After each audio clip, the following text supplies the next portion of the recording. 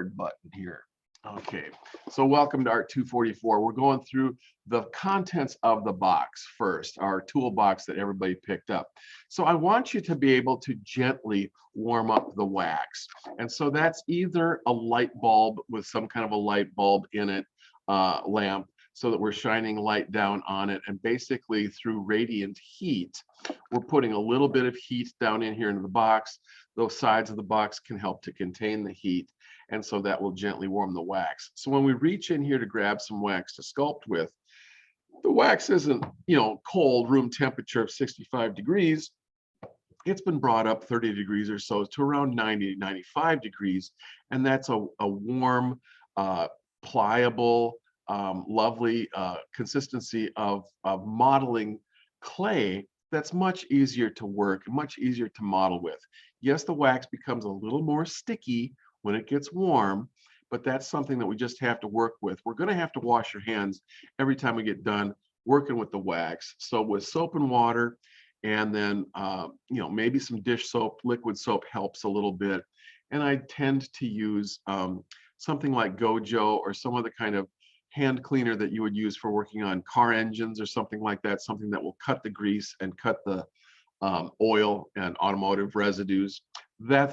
Those kinds of hand cleaners also work really well to get the wax off your hands. But we need a way to warm the wax gently. I ran out of these lamps, and so I ordered, the next best thing were some heating pads. And so some of you got boxes that had a brand new heating pad in it.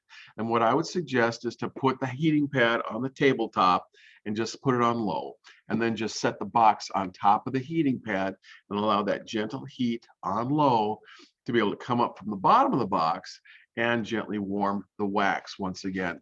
I think that the box itself with higher sides is going to be able to contain the heat, and so your wax will then gently warm again to around 90 degrees or so that you can sculpt with it. So it's nice to have the hot box, and we want to put the hot box off to the side so that it's not in our way, but we can reach it when we need to get some wax. Okay, the other things. Yeah. For them? What was that? You want us to fill out the warranties for them since they're brand new? No, I don't want you to fill out the warranty card for them. That's fine. You just knock yourself out. And then, if you need a hot pad for something for the next 3 months, you've got one. So, if you have an injury or cramps or something like that, you can use that hot pad for multiple purposes, and it'll be great. Okay, I put some other goodies inside the box. So hopefully everybody got some kind of a version of a hand-forged Italian sculpting tool. I really like these things. They're very effective on wax. And so some kind of thing that has a blade that comes to a point, at least on one end, with a curve on it, so that this really helps to make really small, wonderful curving forms in the wax, especially if you're trying to refine and do wonderful things with wax. I also use this as a sculpting tool where when I have really tiny sculpting to do, I can actually use this as an extension of my hands and fingers. And so I can get into tiny little small places. And if I need to make a nostril or an eyeball, or kind of take little tiny pieces of clay and add them to a really specific spot, and it's way too small for me to get my hands into, I can use the tiny tip of this as an extension of my finger, and I can actually do either scraping and the subtractive process like that, or I can take that little bit of wax that I just scraped off of there, and now I've applied it to the tip of the thing, and then I can use it for the additive process, and I can add that little piece of wax right to the tip of my little kitty's nose and blend it in, and so it becomes an extension of the artist's hand. It becomes an extension of your fingertips to be able to do really tiny, fine work. And I really want all of these back. When we get done with the quarter and you finished with your pieces, you're going to be bringing your pieces in for the casting process, but also I want you to bring all this stuff back too. The butter knife, the magic butter knives that I find so great are going to be used for the welding process. And so once again, I will be working with and demonstrating the welding process from time to time. I just ran off with my torch, so I'm not going to demonstrate that welding process right now for you. And I probably even put in there a little teeny tiny needle tool. The needle tool that we use in ceramics really comes in handy for drawing lines and also for doing micro sculpting, creating little textures, especially hair textures or fur textures, if you are so inclined.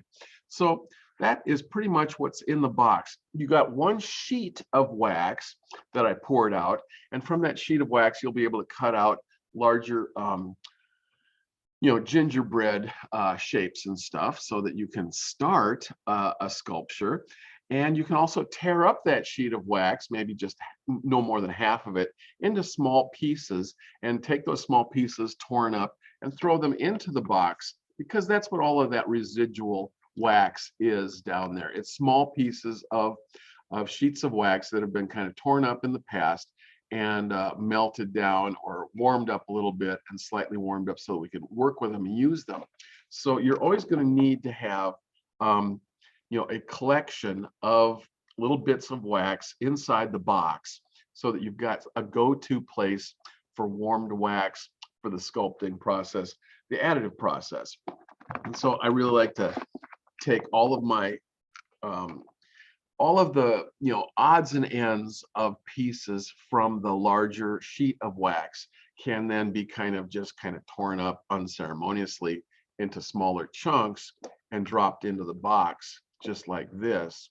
And that way you can populate and repopulate the box with little bits of wax that are a lot easier to warm and then also easier to pull out and to manipulate, to warm them up, mash them up a little bit between your fingers for the sculpting process.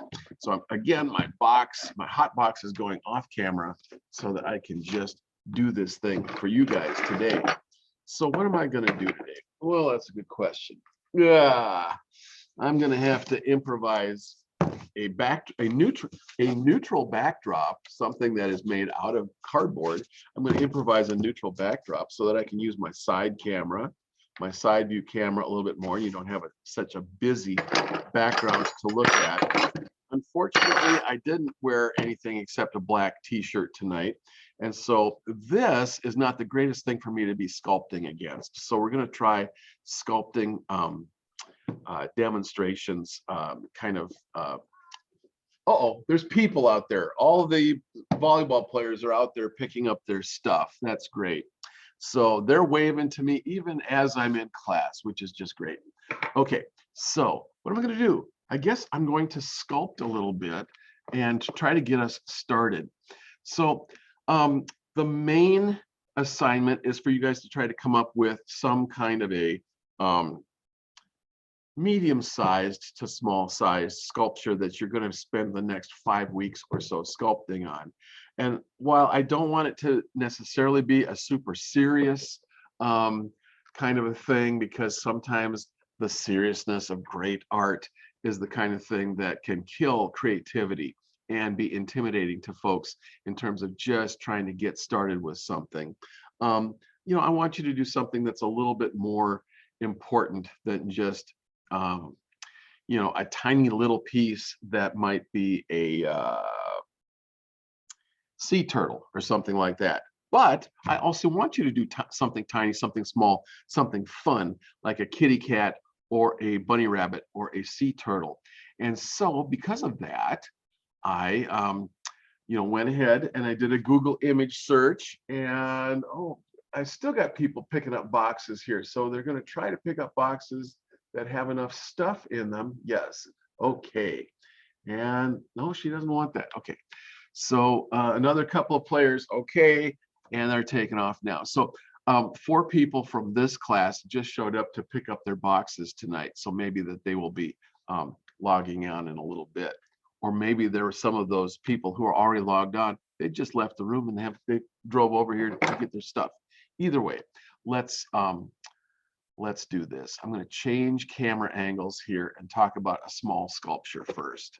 So we're sculpting, and I've got my bird's eye view camera here. And so we might want to take some of our wax out of the box and just kind of smoosh it between our fingers to make it malleable, to demonstrate that we can make it malleable. And the stuff is cooling off. So I'm going to put it right back under the lamp and only take out as much as I need to sculpt with it.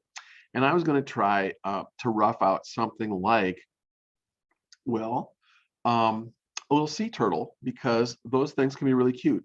So we could make a sea turtle that might be this big, anywhere from this size to maybe twice this size.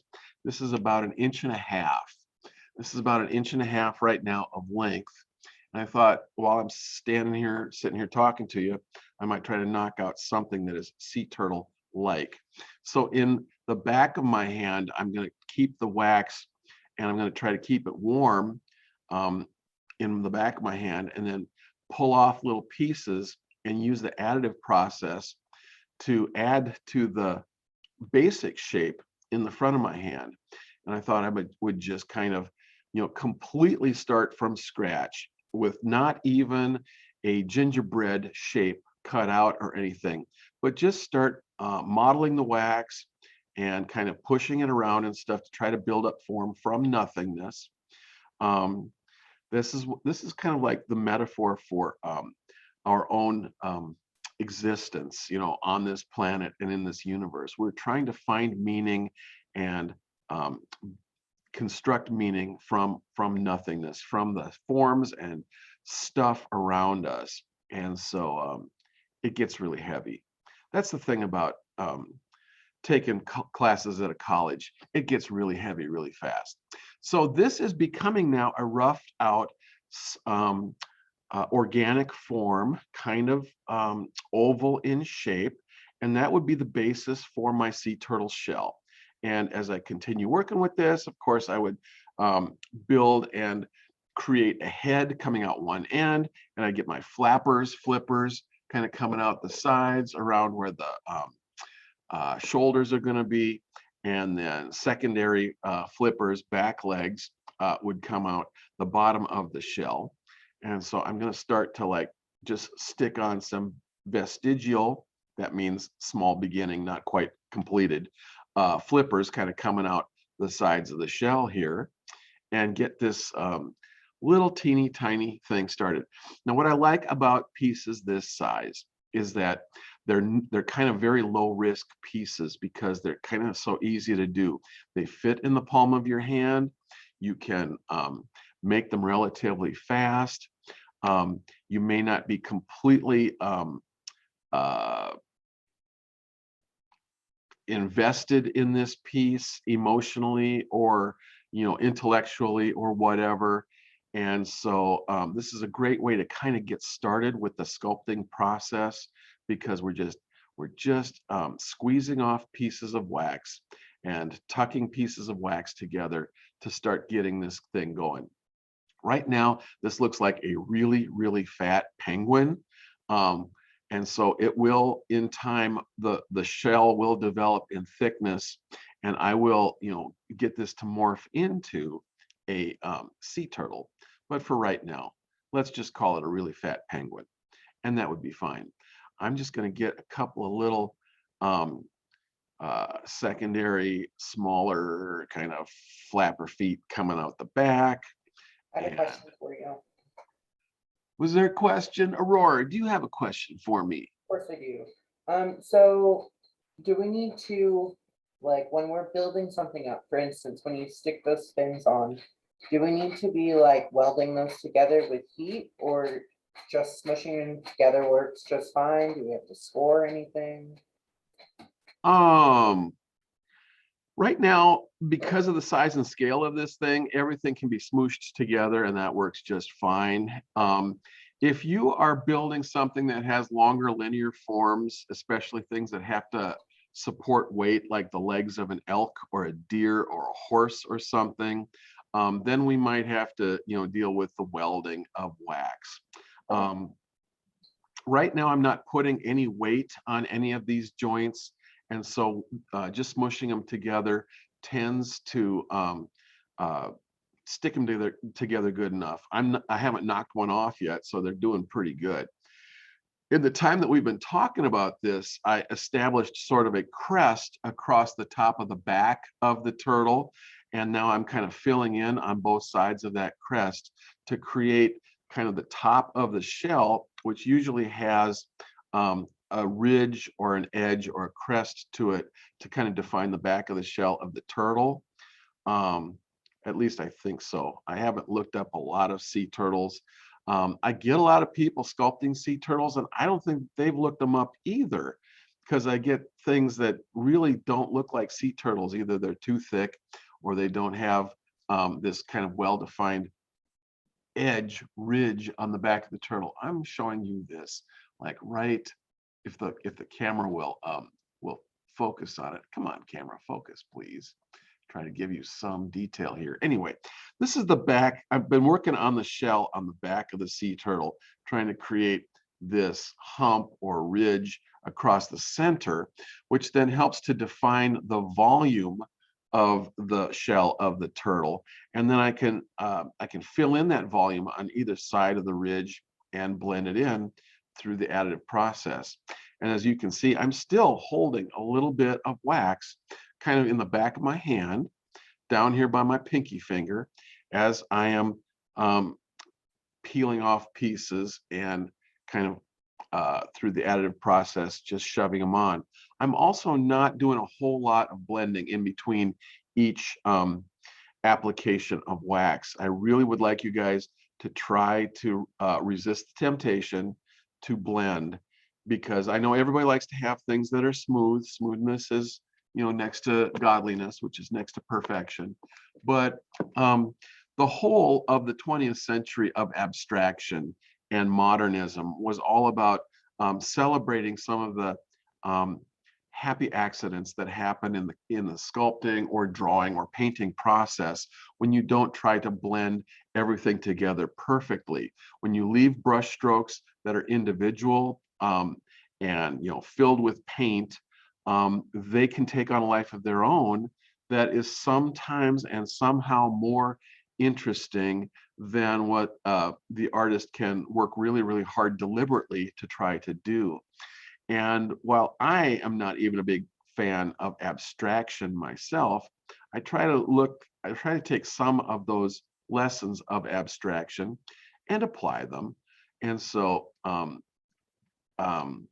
I leave my surface rough on purpose so that if there are any interesting forms that are suggested by the way that the shadows or the overlapping or just the roughness of the form actually suggests, I want to make myself open to that so that I can capitalize on that and either leave it or even develop it a little bit further or something like that.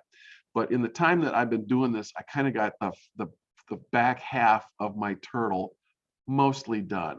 He may even be, or she may even be, a little bit on the thick side right now, so I might knock this ridge down just a little bit more. But the top half of this is pretty much done. I haven't addressed any of the volume on the bottom side of the sea turtle. I usually tend to think that the shells on the bottom are a little bit on the flat side, and that most of the volume of the shell is on the top half of the shell of the sea turtle. So I'm going to be just doing a kind of a little bit of minimal adding of some material on the bottom side to give just a slight swelling of form to the bottom side, to the bottom shell. But for the most part, I think that 65-70% of the volume of the turtle happens in the shell on the back. So there's that. You also you're dealing with the idea of a turtle sandwich here. You're sandwiching the turtle between two shells, top and bottom. And I had somebody who made a really, really thick turtle last quarter. So the shell was almost as thick as the turtle was long. And the sandwich was really huge. It was like a hamburger. It was like a hamburger turtle. It was a really thick sandwich. So, I like you guys to try to pay attention to the proportions of your subject matter if you're doing something that's naturalistic and representational. And So the turtle isn't as thick as a hamburger. It's much thinner than a hamburger, but we're getting there. We're getting there. And I may have to, kind of now start to um, get this kind of flipper thing into a little bit more of a wing shape. And so I'm going to pick it up just a little bit more underneath its uh, armpit and maybe bring it up just a little bit higher so that it kind of comes out of the shoulder area where it's supposed to come out. And I'm going to flatten the form just a little bit more so it sits flat. And if I did this on something that was a neutral background so that you could see the detail, you might be able to see what I'm talking about, what I'm doing here. This flipper isn't quite flat enough, and it wasn't sticking out at the right angle, and I've got just a little teeny tiny vestigial tail sticking out of there. So basically, in the 15 minutes that we've been talking, I roughed out a sea turtle sculpture while I was talking to you guys. It's very abstract, it's very rough, and yet, I like the roughness, I like the abstract quality to it. It kind of speaks to me a little bit.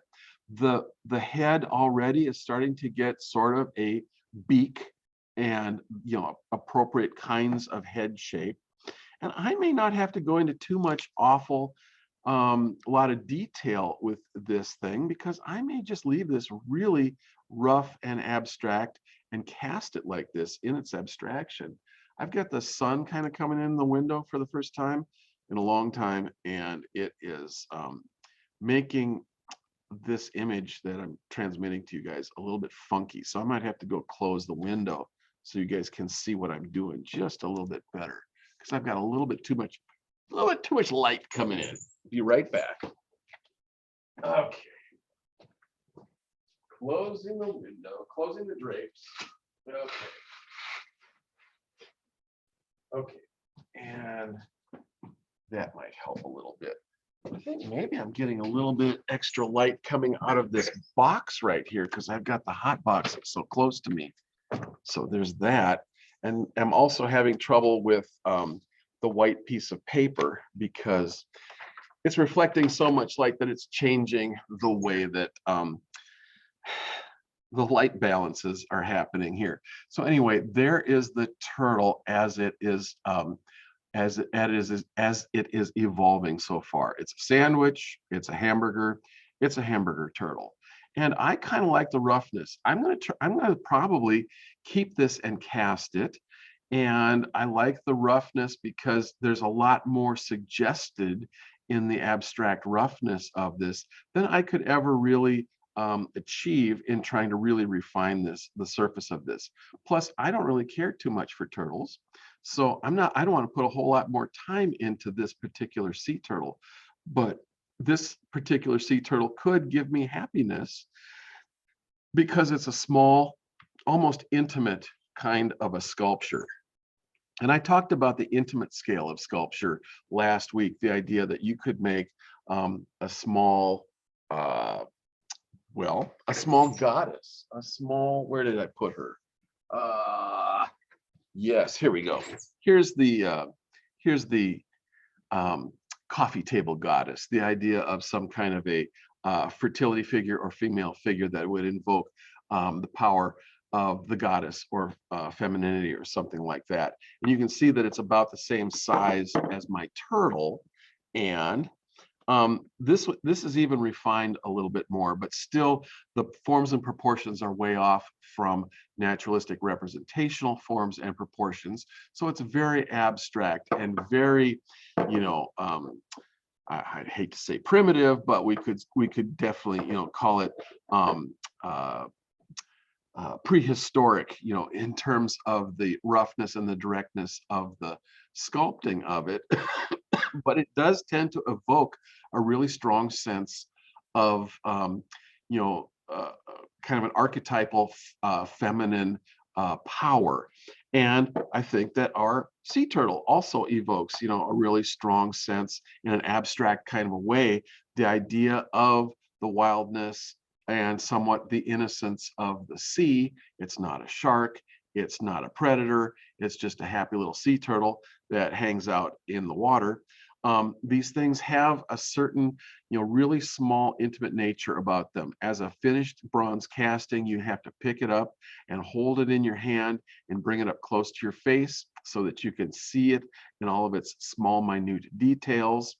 It becomes warmed by the warmth of your hand, and sometimes it can be quite comforting to be able to hold something in your hand, almost like a worry stone. I don't know if you guys have ever seen those worry stones, but it's a stone that's kind of dished out on one side so that you can just kind of hold it and rub it with your thumb, and kind of, it's a very intimate object that you can pick up and kind of hold and cherish and treasure and that kind of thing. So these small sculptures can be like that. The beauty of this is that you can knock this out in one evening. You can knock this out in one sitting, and then you're done with it. And you can knock out a couple of these, but in the time that it takes me to do a really large, what I would consider large for this class, a large scale figurative piece, this one I've got 40, 60, 80 hours of sculpting in the refinement of these forms and in all of the sculpting and everything else. So, this is the piece that will take you 5 weeks to sculpt. It took me a little bit longer to come up with the pose for this thing, and to then refine this pose and to really come up with something that I wanted to approach as a sculptural form in this scale. Remember, I talked about this last week, and this one would cost somewhere between $80 and $100 to cast, because if it was a standing figure, if this was a standing figure, standing head to toe, it would be about 16 inches tall. And these smaller figures, these smaller sculptures, the sea turtle or the coffee table goddess, I mean, we're really talking about something that's 1.5 inches long, that's only about 1/2 inch thick. There's only about half a pound of bronze in these things. You're really talking about $1 to $4 worth of bronze that go into each one of these things. And so they're very, very economical to sculpt and cast, and then you've got something. And if this is not your main piece for the quarter, you have an additional piece that you'd be able to give away to a significant other or a parent or somebody else as a gift. And giving somebody the gift of a piece of sculpture that you made and cast in bronze is a very rare gift. So it's a very kind of wonderful opportunity to let you get on a kind of a secondary sculptural piece that you might be able to then share with somebody else and spread the joy of bronze casting with other folks. I'm going to take this sculpture kind of back off the table again and talk about smaller pieces. I've got my cat, I've got this seated figure that I was working on last quarter that I'd like to sculpt on in this class. And my little figure, oh, there it is, that I started last time.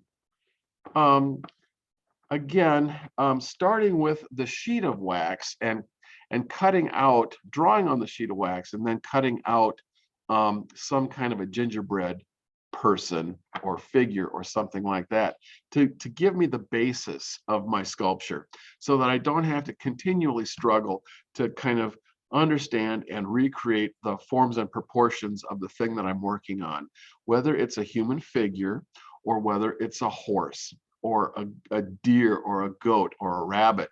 If you can draw the thing out so that you can use the cross section of the thing that is the recognizable cross-sectional shape that you can start the sculpture from, that's the place where you want to spend all of your time doing as much careful study and drawing of the piece as possible, so that you can get this piece kind of drawn into the wax and then carefully cut out of the wax to begin your sculpting process.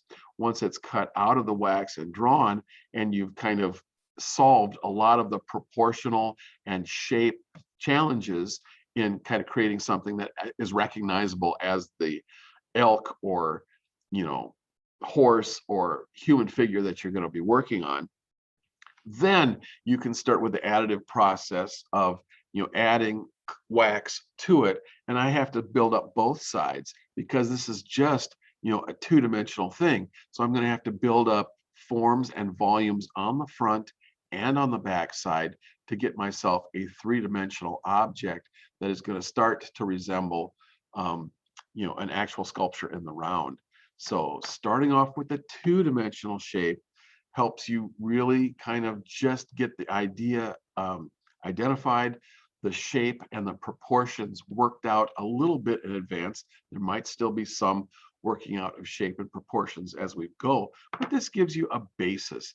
And then as we fill in all of the volumes of the form over the hours and the days and weeks to come, that's the part of the refining process that takes you from here to something that's much more full kind of refinement of form, where you've got all kinds of articulated and wonderful forms and shapes and proportions that are all working together in unison to create the composition that you're looking for. This doesn't happen automatically, and this doesn't happen by chance. This happens as part of careful study of photographs or whatever you've got for resource material, and the careful evolution of something like this, working with it over time to get you something like this. So I'm going to set this little person aside for a little bit and talk about this. You know what? I'm going to ask you guys if there's any questions or comments, and you can think about it if you've got any questions. Go ahead and unmute your mic if you have a question for me. Oh, Will, there you go. What's up, man? So I picked up a box that didn't have a big sheet in it. Uh-oh. Okay. Is that a problem? No, that's not a problem. Does it have a pretty good supply of little chunks of wax in it? Yeah, it has a turd or two in there Okay. as well. Turds are important. Turds, are great things. So I'll put out some extra sheets of wax on the table if you want to stop by again and get one, if you felt like you got shortchanged, because I don't want anybody to feel shortchanged in the class. But you don't have to sculpt this way. You can just start off with tiny little individual pieces of clay like I've got in my hands, and start to build from scratch a form like I did with this sea turtle. That's totally possible. What I'm doing here is a hybrid, of cutting something out of the sheet of wax and then building the form on top of that to try to work on the volumes that I have to get. And I thought I would just kind of do this while we were talking a little bit. Do you want to come in and get a sheet of wax? Or are you going to play with it for a while with just the stuff that you've got in your box? What do you want to do? I'll look at and see what I can do with what I have. Okay. I mean, I have a couple individual like pretty flat sheets. Okay, that's that good. I could cut out of, but if I find it too difficult, I'll come in. All right. I'll keep trying to put out some wax out on that table. I have to bring it in at night because my homeless friends like to come and steal all my stuff and throw it all over the woods around here. But it's out during the daytime, during the daylight hours. And so you can pick it up sometime during the next week if you want a full sheet of wax. I've got plenty of them, and I'll put some out there. And if other folks, Aurora, I'm thinking of you, need more wax because you're making more stuff and you can't seem to help yourself or limit yourself, yes, you can come and get more wax if you'd like to, too. Did I call you out, Aurora, yet again? I'm so sorry. I'm so mean. No comment. It's okay. It's all right.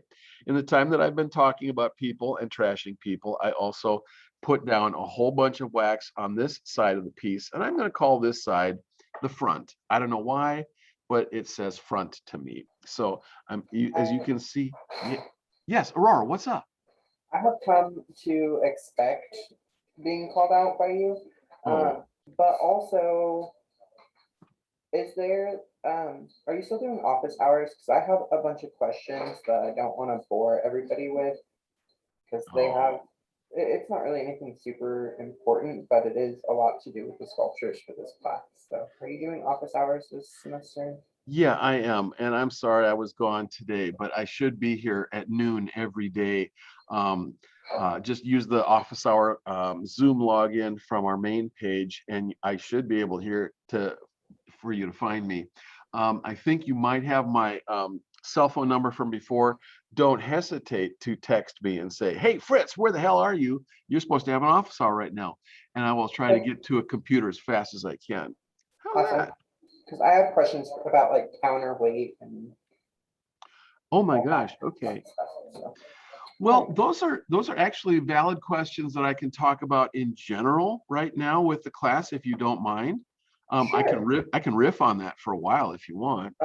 So the reason why I'm asking is like one of my ideas for what I want to make is um like a dancer almost, or somebody like holding on to something and like kind of teetering off the stand and having it come off of one foot.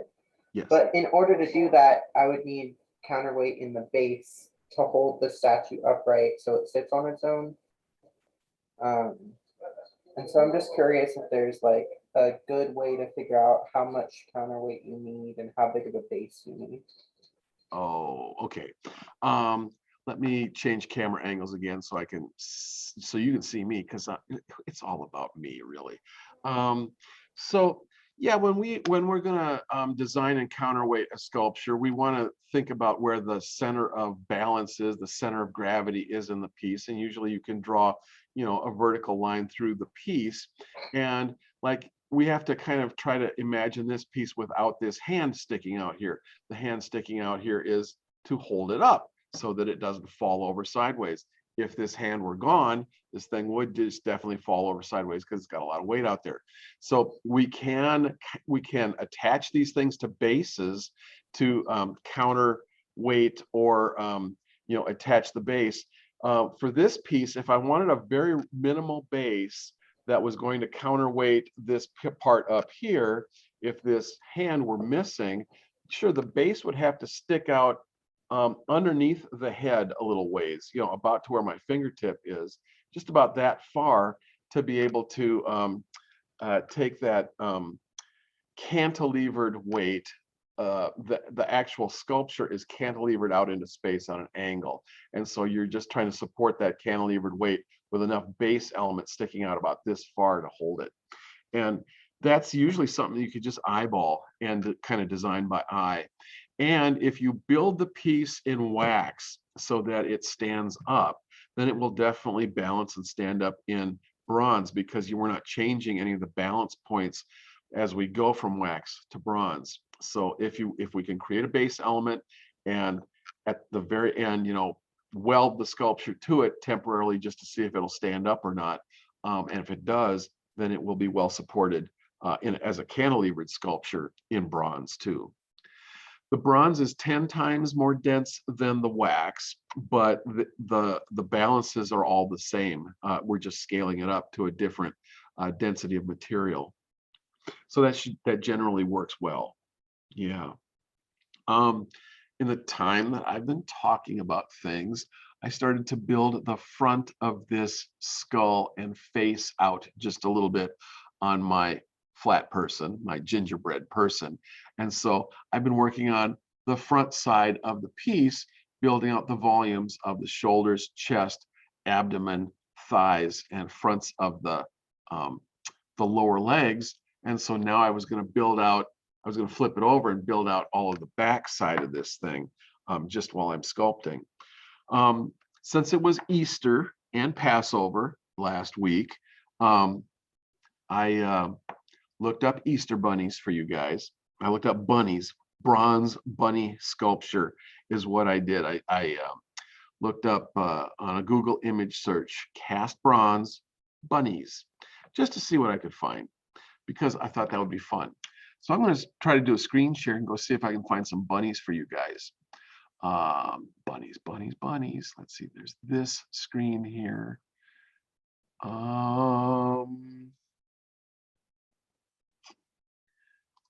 Is it this one? Let me see. Sorry, it's taking me a while to figure this out. I gotta move this. Yes, it is. So, bunny wall. Okay, so I'm gonna come back to you guys, stop the share.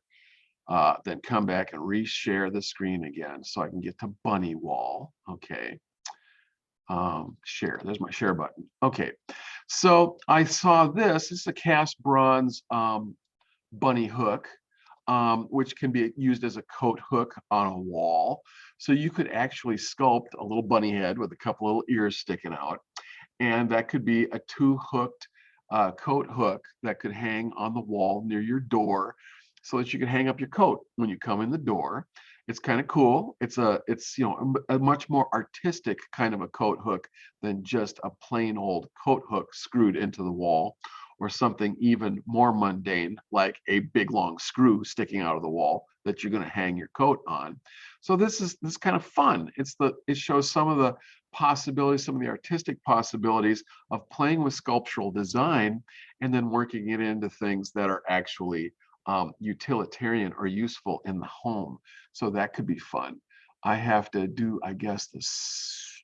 I'm going to change things. So I'm going to go to this, and then I'm going to come back to you guys, stop the share, and then I have to reshare again because it's all about the sharing. When I was looking at bunnies, I found this Buddha bunny, which I thought was very nice because, of course, not only did we have Easter, but the Buddha and Buddhism is also, an Eastern religion and an Eastern meditative devotion. And so, you can combine, the bunny with the Buddha to get a Buddha bunny. You may not think this is funny. I don't necessarily think it's funny, but it is different. And I do want to just challenge you guys with the fun and different kinds of things that you might be able to do.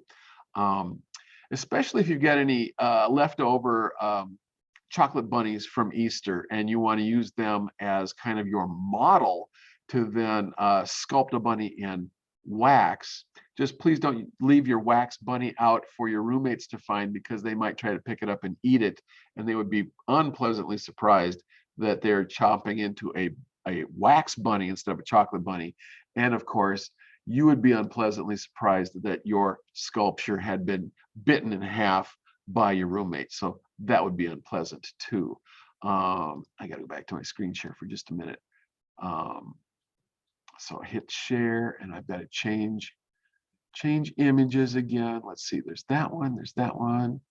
I guess I'm going to be here for a while. So stop the share and then restart the share one more time. I'm sorry, it's a little cumbersome here to work in Zoom land because it's kind of a funky thing. But here is the basic Google image page where I was looking for bunnies and found all of these different kinds of bunnies. And some of them are very naturalistic and representational. Many of them are oh so cute, and some of you guys really like bunnies and really like cute things, and so this would be a great resource for you to kind of pull from in terms of bunnies. We've got bunnies that are holding hands walking downstairs together, which is oh so nice. I love this little bunny that's in the palm of this person's hand. Again, it's an intimate sized, intimate scale sculpture, and the bunny can stand on its feet, or it can lay over on its side, or whatever. And so it can be the kind of thing that you can hold in your hand, or it can sit on the bookshelf or on your coffee table as a tiny little bunny that is sculpture. It can become a conversation piece, it's a conversation starter, and it's small enough that you can make it and give it away to somebody else, which is kind of nice too. I hope you guys can see this. Could you guys see that? I hope you guys could have seen that particular thing that I was sharing. Okay, so the sky is the limit, and my problem is that I haven't had you guys for 2 or 3 years as students of mine, so that we haven't shared together all of art history, because we have a three class sequence of history of Western art, and so there's just this treasury of artistic masterpieces in the history of Western art that it's kind of nice for artists to have under their belt and have an understanding of, so that when we want to invoke somebody like Hieronymus Bosch, then it's like, oh yeah, I know what Hieronymus Bosch's paintings were like, and he was a crazy son of a gun. or Michelangelo, or whatever. So there's all of these wonderful sculptures from history that you could do, just as kind of like an homage to that particular sculptor. You could redo the Venus de Milo, the Venus of Milos, for instance. You could try to do your version, your rendering of that famous piece. It's a fairly simple female semi-nude, nude from the waist up and draped from the waist down kind of a piece. And the ruin doesn't have any arms on it. So it kind of opens up the imagination to what the original pose might have been. Those kinds of things. You can please feel free to pull from art history. From ancient Rome, there's the seated boxer, who's kind of like a gladiator, who's got his face all beat up and mashed up and everything. He's an older boxer. He's not in his 20s and in his prime anymore. He might be 30 or 35 or something, and has been boxing for the better part of his life, or the worser part of his life. And he shows all of the wear and the pain and the suffering of being a combatant and boxer. There's so many wonderful pieces from art history that you might want to just tackle as a little sculpture. Again, any of the figurative stuff is not going to be easy to do. If you have been doing a lot of drawing of the human figure, portraits and pictures of human figures and stuff, it will help you quite a bit. If you are starting from scratch, and if you've never done much art before, and you're taking this class because you thought it was going to be an easy class, I'm so sorry. Good luck with that. It's going to be difficult to try to come up with something that is beautiful, artistic, and then something that you want to actually cast in bronze. I had a couple people stop by to pick up boxes of wax today that were a little bit apologetic, saying, be nice to me. This is my first time I've ever taken an art class. I'm going to try to do the best I can. And I'm with you. I'm going to try to help you. And I'm going to help, hold your hand and walk us through this process together. But, try not to be too disappointed if you can't get something perfect the first time you ever try it, because sometimes this stuff won't be perfect, but that's okay. Because if it's not perfect, then it's a little bit on the abstract side.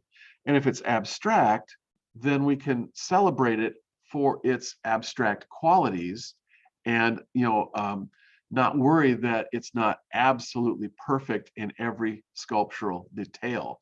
We can then just kind of work on some general ideas of the gesture of the form, without worrying that every single little detail of finish has gone into the form in a perfect way. This homely little sea turtle is actually quite nice. I'm liking it more and more and more, and it's still just an abstraction, an abstract idea of a sea turtle.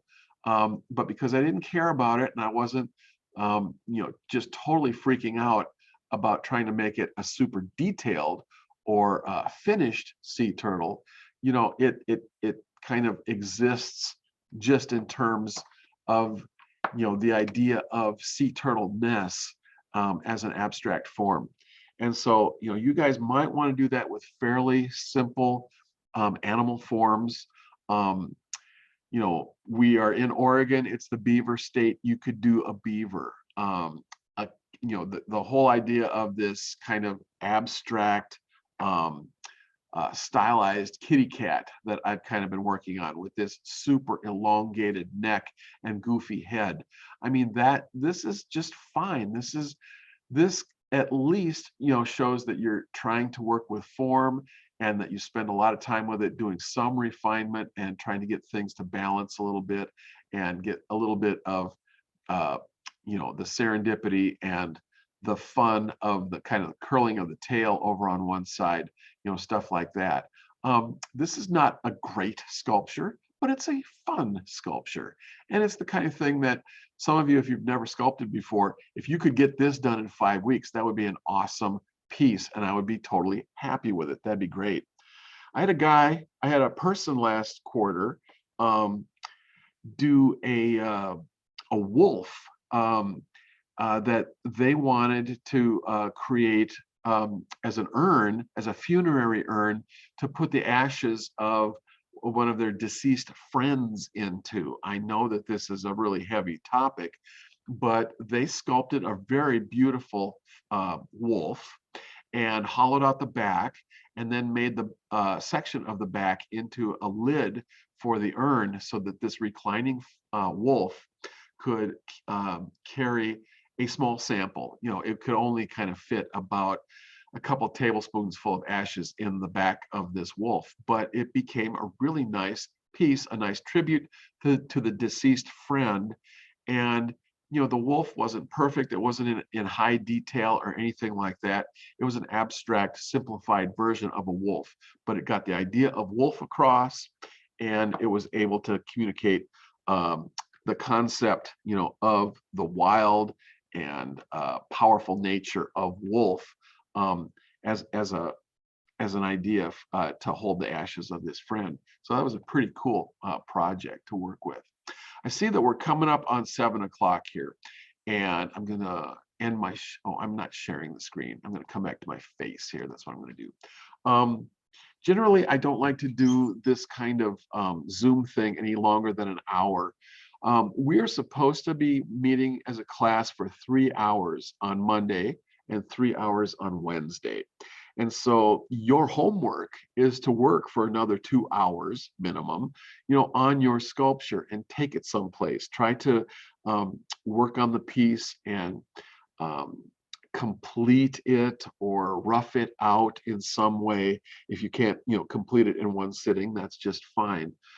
If you haven't arrived at a sculptural idea that you want to work on, I would like you to do more research. I'd like you to spend some time doing Google image searches on anything that you are interested in. It can be wildlife, your favorite animal, a version of your pet. If you wanted to sculpt your own dog or cat, you could get images of dogs and cats off the internet, or sculpt from your own selfies, your own photographs of your dog or cat or whatever. That would be fine. If you're really ambitious and want to do a dancer or something like that, you're certainly welcome to do that. And so to do the research so that you can find an image that you can work from, and then download and do a printout of that image so that you've got a hard copy of that image. It's really important to have that hard copy of the image printed out on paper so that you can look at it, you can spill coffee on it, you can live with it for the next 5 weeks as you're sculpting on your thing. And that's so much better than trying to have an image on your phone and just trying to keep refreshing that image every minute that it fades from your phone, and pulling down the charge on your phone in the process. I'd like you guys to really try to come up with an image. You can draw your images if you do drawings, and if you have some drawing ability, that's fine. You can draw your sculptural idea out and do it from several different angles as drawings, and then you can work from those drawings, and that would be great. But if you don't know how to draw, and if you kind of are coming to art for the first time, I'd like you to find an image through the internet, doing Google image searches or other things, and actually print that out so that the soccer player, the volleyball player, the whoever that you are trying to do, so that you have a real hard copy image that you can work from on that. So by Wednesday of this week, day after tomorrow, I'd like everybody to try to be focusing in on a main sculpture that you're going to do, some kind of a main project that's a difficult project that you're going to be sculpting on for 5 weeks, or something small, something fast, something abstract, something intimate, and maybe that you're going to do 3 or 4 of these kinds of things. You can do one of these, and you can do one of these, or you can do 3 or 4 of these, and that would get you an A in this class if you made 3 or 4 of the small scale kinds of things. If you worked on something about this size, that would get you an A in this class too. So you could do one of these all by itself, and that would get you an A in the class. But usually I'm trying to get people to do something like this as an icebreaker, and something like this as your main piece. And so that's what I wanted to try to get you to think about in terms of what it takes to impress me enough to get a good grade in the class. Now, somebody was trying to make a comment. So please unmute your mic. I was talking right over you. Aurora. I think I was confused when we did the original, like, go through the syllabus. So you can do like one small one and one big one? Yeah, you can. Oh, You can do up to 3 sculptures, and usually, if you did 3 small sculptures, that'd be fantastic. You can do a couple of these kind of things, and it would not hurt my feelings at all. These are easy for me to cast. They take no time and no materials, so these are just fine. This is so much more ambitious than this. This I or you could knock out in 1 or 2 nights. This is like a 3 to 5 week long project. So because this is naturalistic, representational, and has proportions that we're trying to copy and get right, this is very difficult. It's also larger, and it takes a lot more time to manage this much real estate and get the sculpture correct. This is a whole different thing because it's small and quick and abstract. And so these things happen really quickly and fast. So if you want to do something like this for your projects, I'd like to see, 3 or 4 of them. And, if you are ambitious and want to do something like this, you don't have to do a whole bunch of these, but you can. You may if you want to. But this is, a piece this size and with this much detail will definitely get you an A in the class. And, it's plenty for the scope of what a 10-week bronze casting class is all about. And so I have talked more than an hour now. Now I really have to go because my voice is failing. So I'm going to log off, and I just want to invite you guys to keep sculpting and or keep researching your idea for a sculpture. And I'd like to go around on Wednesday and ask you guys all to get on camera and talk just a little bit about what your sculptural idea might be. I'm going to ask you, do you have a main idea? Do you have secondary or fun ideas that you're going to play with? And I just wanted to kind of see what kind of projects that you're coming up with early, and whether you stick to them or change your mind is fine, because you can change your mind as we go. But I'd like us to start to focus in on a project by Wednesday that we could actually talk about, and even possibly share a download or a photograph or a drawing of online. That way everybody gets to kind of learn and cross-pollinate on ideas from each other, which I think is really good in a classroom like this, especially when it's online and it's in the middle of a pandemic. So having said all that, I'm going to say goodbye for now, and I'll see you guys again on Wednesday night online at 6 o'clock right here. Thank you, and have a good first part of your week. Bye-bye.